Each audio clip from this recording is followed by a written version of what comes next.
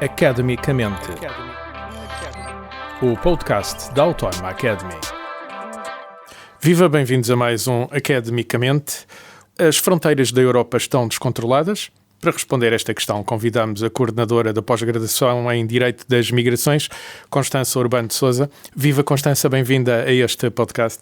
Muito obrigada pelo convite, muito bom dia a todos.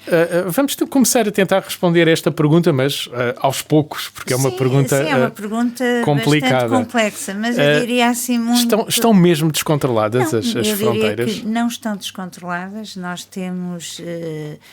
muitos milhões de pessoas que por ano atravessam as nossas fronteiras e são controladas. As nossas fronteiras, eu quando digo as fronteiras europeias, hoje são dotadas... Estamos a pensar no mar, no Mediterrâneo, sobretudo, em fluxos que vêm da Turquia, da África do Norte. Só que isso é uma gota d'água. Em termos estatísticos, é uma percentagem absolutamente residual das pessoas que entram ou tentam entrar na Europa. Mas é aquilo que aparece mais nas notícias, justamente. Porque vivemos numa era de percepções e a mediatização faz com que tenhamos sempre essa sensação de que estamos a ser invadidos ou que as fronteiras estão descontroladas. Muito pelo contrário, as fronteiras nunca foram tão controladas como hoje, em termos tecnológicos, em termos mesmo de segurança. Estamos a falar de uma proporção de 1 para 1 milhão, ou para mais de 1 milhão.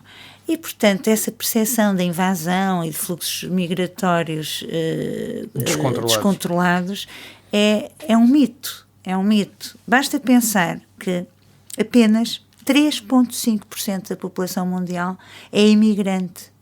O resto está quieto. O resto fica.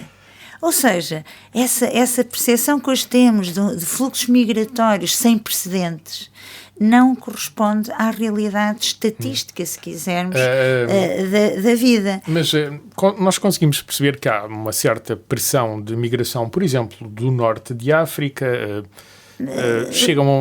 Por exemplo, o Saara é um grande obstáculo, de facto, a migrações, mas passam alguns migrantes. Em termos estatísticos, onde é que são os maiores fluxos migratórios? Nem sequer é sul-norte, é sul-sul. É no continente africano, é no continente asiático, dentro desses continentes. E, portanto, nós temos essa percepção de que estamos a ser invadidos, muito também devido ao facto das migrações internacionais hoje serem um tema bastante quente do debate dentro da União Europeia, há um tema fraturante e no debate da União político. Europeia e depois dentro dos próprios Estados-membros. E também o facto de existirem fluxos muito dramáticos e desumanos, se quisermos, de migração e de tentativas de imigração irregular, muitas deles nem sequer é imigração irregular, porque são pessoas que são carecidas de proteção internacional e, portanto, até têm o direito de entrar na União Europeia em qualquer Estado-membro. Ainda temos que abrir aqui um parênteses para distinguir aquilo que é migração daquilo que são refugiados. Claro. São situações diferentes. Situações completamente diferentes.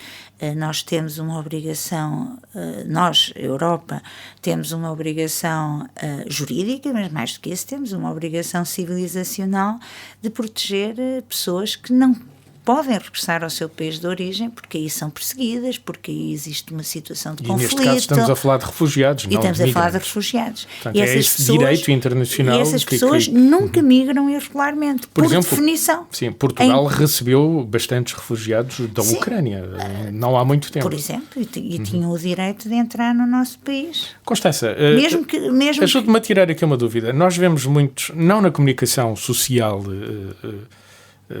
regular, mas nas redes sociais, encontramos muitos memes, aquelas caricaturas com fotografias e vídeos a dizer que mas estes imigrantes vivem aqui dentro da Europa e recebem um subsídio. Não existem subsídios para imigrantes, mas contudo há uma ajuda para refugiados, certo? Claro. Uma ajuda europeia. Claro, por uma razão muito simples. Trata-se de seres humanos que não podem regressar ao seu país de origem. Para eles, o seu processo migratório, a sua decisão de migrar, não é voluntária. É forçada. É forçada. Mas também trata-se de um subsídio bastante baixo, a Claro, nível de euros, e por tempo determinado, há um tempo determinado. Ninguém consegue sobreviver com esses subsídios. Agora, são pessoas que não podem regressar ao seu país de origem. Portanto, têm o direito de permanecer no território nacional, não podem ser expulsas, não podem ser afastadas e, portanto, não as vamos condenar à fome. Ou seja, o Estado tem a obrigação de as proteger. E proteger não é só permitir que entrem, mas também dar-lhes as condições, mínimo de condições básicas para que não... Com a dimensão do subsídio é mesmo o mínimo. Para que sobrevivam, é tão simples como isso. Estes subsídios são europeus. Sim, isto vem do bolo comunitário, digamos assim. Sim, há muitas medidas de integração e de apoio a refugiados, vêm do Fundo para a Migração e Asilo, o FAMI, e para a integração e também vem da segurança social, mas como disse, isto é uma obrigação, não é só uma obrigação jurídica, é uma obrigação civilizacional e moral. Nós não nos podemos esquecer que todo o edifício jurídico de proteção de refugiados foi construído a seguir à Segunda Guerra Mundial para proteger quem? Os refugiados europeus. Precisamente, Portugal foi, durante essa época, europeus, porque foram um receptor de refugiados europeus durante a Segunda Guerra Mundial. E a Europa foi o grande produtor de refugiados. Entre aspas. Muitos para o Norte de África, curiosamente. Como a Europa, durante séculos, foi o grande continente de origem de fluxos migratórios muito significativos. Tão significativos, em termos percentuais da população existente à época, como hoje. Ou seja, se olharmos para a América do Norte e a América do Sul, vemos que foram fluxos migratórios gigantescos. Ao longo da constância dos fluxos migratórios, não há um aumento exponencial da imigração internacional em percentagem da população mundial. Portanto, ou como seja, disse há pouco...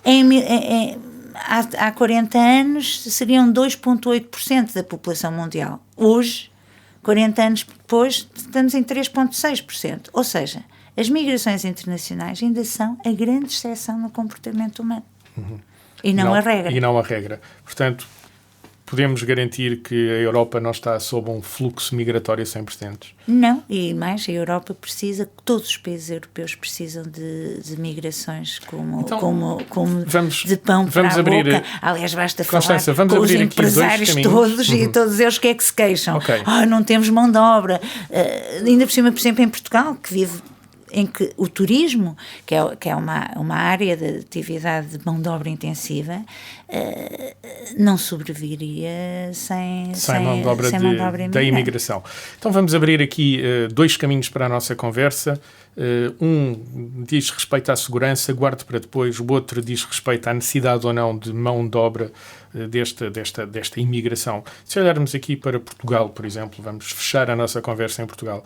Esta imigração faz falta para o tecido empresarial português? Faz, porque nós temos neste momento carências estruturais de mão de obra em vários setores de atividade e num que se vai agravar com o tempo, com o nosso envelhecimento demográfico, que vai ser tudo que é infraestruturas de apoio à terceira idade, às pessoas idosas. Alguém vai ter, passa a expressão, e vou ser muito blunt, cuidar dos nossos idosos. Quem vai ter que mudar as fraldas aos nossos idosos? Um dia destes. E não serão os portugueses, seguramente. É um setor de atividade que se queixa muito de falta de mão de obra. Em todo lado. Noto também muitos imigrantes a trabalhar em alguma indústria, mas sobretudo aquela imigração dos anos 90, vinda de leste, mas encontro agora muita imigração ligada à agricultura e também à indústria mais básica, com migrações, fluxos migratórios vindos sobretudo do Industão. Sim. Vamos continuar a precisar destas pessoas para apoiar a agricultura e a indústria? Se quisermos continuar a comprar mirtilos e a comer framboesas e morangos e tomates cherry, sim, vamos precisar dessas pessoas, porque não há portugueses que queiram. Também já encontrei na apanha da uva, mas em menos quantidade, é um facto. Sim, é que é tão simples como isso. Portanto, nós precisamos, mas não só é nós Portugal, é toda a Europa. Porque estamos numa mudança demográfica grande. O mercado de trabalho, aliás, se quiser, há estudos, mas esses estudos já têm muitos anos, ou seja, todos os estudos, mesmo os mais recentes, já há muitos anos que se fala das consequências, do impacto absolutamente devastador na nossa economia e no nosso modelo da Europa social, do envelhecimento demográfico. Sim, porque quando fala da Europa social estamos também a pensar nos descontos para a segurança social, porque estes imigrantes obviamente são um fluxo para a segurança social. Sim, e sem esse contributo, ou melhor, as migrações internacionais nem sequer são a receita, apenas mitigam o envelhecimento. Os efeitos nefastos do envelhecimento demográfico para o nosso sistema de segurança social ou o nosso desenvolvimento económico. Queria só abrir aqui um micro parênteses dentro da nossa conversa. Se olharmos para a migração de leste que chegou a Portugal, do Brasil também, muitos dentistas numa primeira vaga, no leste, muita gente que foi para a indústria, mas operários altamente qualificados, altamente especializados, que rapidamente encontravam trabalho. Agora encontramos outras vagas migratórias de mão de obra menos qualificada, mas que, enfim, como descreveu há pouco, faz falta para a nossa economia funcionar, para a economia europeia funcionar. Atualmente o Governo está a apostar em medidas muito específicas para voltar a atrair, ainda é projeto, mão de obra qualificada. A Europa precisa dessa mão de obra qualificada? Precisa de toda a mão de obra qualificada e sem ser qualificada, porque existem muitas atividades que não exigem elevadas qualificações e que os europeus pura e simplesmente não ocupam esses postos de trabalho, mas alguém vai ter que realizar esse tipo de trabalho. E, portanto, isto também é uma grande placa giratória, como eu digo. Muitos portugueses vão para a construção civil em França ou na Alemanha, mas alguém tem que construir aqui em Portugal. E, portanto, isto é uma placa giratória. Agora, as migrações internacionais são uma constante ao longo da humanidade e não são um problema ou uma ameaça, são algo... Estão cá desde sempre. São algo que são natural. Foi assim que se desenvolveram todas as sociedades, com maiores ou menores fluxos migratórios. Mas foi assim que se desenvolveu hoje a sociedade que hoje somos, por exemplo. Há pouco disse que depois de olharmos para o tecido empresarial e para esta necessidade de mão de obra, iríamos para a segurança. Encontro também muito nas redes sociais, mas em alguma comunicação social, sobretudo na forma de crónicas, preocupações com a segurança, sobretudo ligadas à imigração com a religião, ligadas à religião muçulmana, sobretudo. Essas publicações apontam muito estes dois sentidos. Temos razão para estar preocupados com a nossa segurança? Não, basta outra vez ver os dados que são objetivos, os dados estatísticos. A criminalidade junto da população imigrante, chamemos-lhe assim, percentualmente, tende a ser muito mais baixa do que a criminalidade junto da população autóctone. E isso é assim por variedíssimas razões. Em primeiro lugar, as pessoas que imigram, um projeto migratório é sempre um projeto de alguma coragem e superação.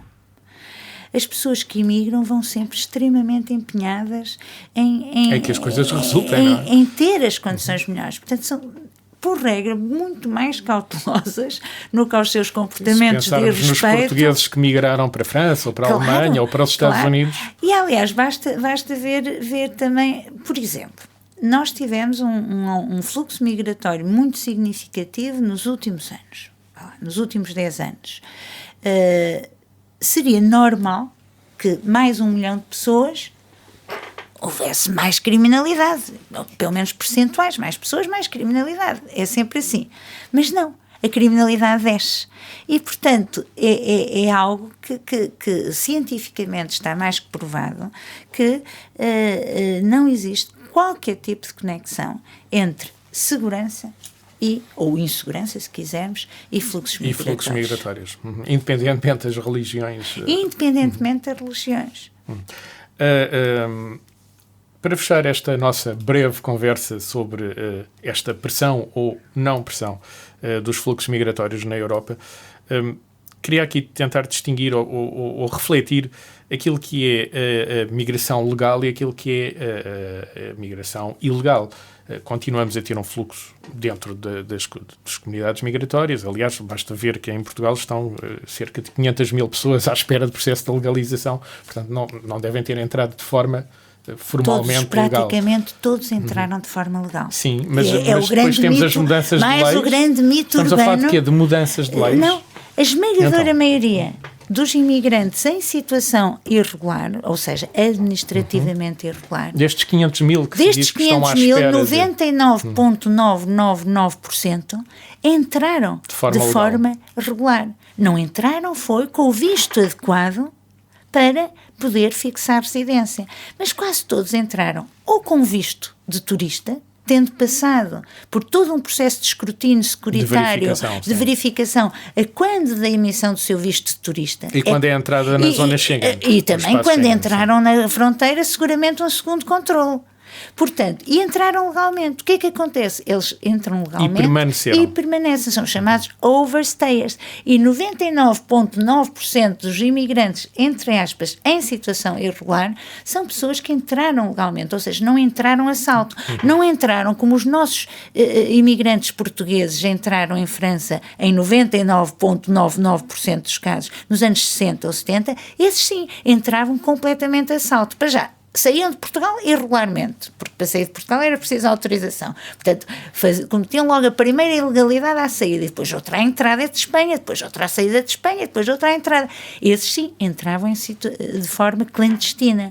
A esmagadora maioria... Quando olhamos para este grupo que está por regularizar, legalizar, sim, não falamos de entrada ilegal, falamos de uma permanência irregular. Sim, são pessoas que entraram de forma regular no espaço Schengen, porque entraram ao abrigo de uma isenção de visto, ou porque entraram com um visto de turista, chamemos-lhe assim, um visto de turista. Mas depois permaneceram de forma irregular porque não entraram no fundo, quer dizer, não tinham o visto adequado para ter uma autorização. E neste momento são mão de obra produtiva em Portugal. Sim, porque as pessoas entram e vêm para cá, os imigrantes são seres humanos e normalmente são seres humanos inteligentes, empreendedores, porque aqueles que não são, não saem do seu país. Há muitos anos, penso que talvez há uns 15 anos, encontrei 2 sites russos que consegui traduzir, que eram facilitadores de imigração para a zona, para o espaço Schengen, e que davam 2 indicações sobre porque é que era bom emigrar para Portugal. Uma era pelo clima, que era muito ameno, e a outra era porque se os imigrantes não levantassem problemas, mesmo que não tivessem com a situação regular, podiam continuar a trabalhar em Portugal. Sim, mas isso tinha a ver muito com o facto de termos, na altura, um setor da economia informal bastante elevado, que também se alimenta de mão de obra em situação irregular. Informal. Sim, mas a esmagadora, portanto, todos esses que estão em processo de regularização, todos eles estão no mercado formal de trabalho, com contratos e a fazer descontos para a Segurança Social. Senão não conseguem fazer a regularização. Portanto, ou seja, através da regularização também há um efeito positivo, que é a própria regularização do mercado de trabalho, ou seja, os patrões têm que declarar aquela pessoa, essa pessoa tem que fazer descontos para a Segurança Social, etc., para poder se regularizar. Constança Urbano de Sousa, só me resta agradecer o tempo que pôde despender para ajudar-nos a responder esta pergunta, se estamos ou não estamos sob uma pressão sem precedentes de fluxos migratórios. A sua resposta foi clara em várias etapas e percebemos que, de facto, é um mito a ideia da Europa estar sob um fluxo migratório sem precedentes. Muito obrigado pelo tempo que pôde despender a ajudar-nos a transferir estes conhecimentos da universidade para a sociedade. Eu é que agradeço a oportunidade por estar aqui presente. Academicamente. Este programa foi gravado nos estúdios da Universidade Autónoma de Lisboa.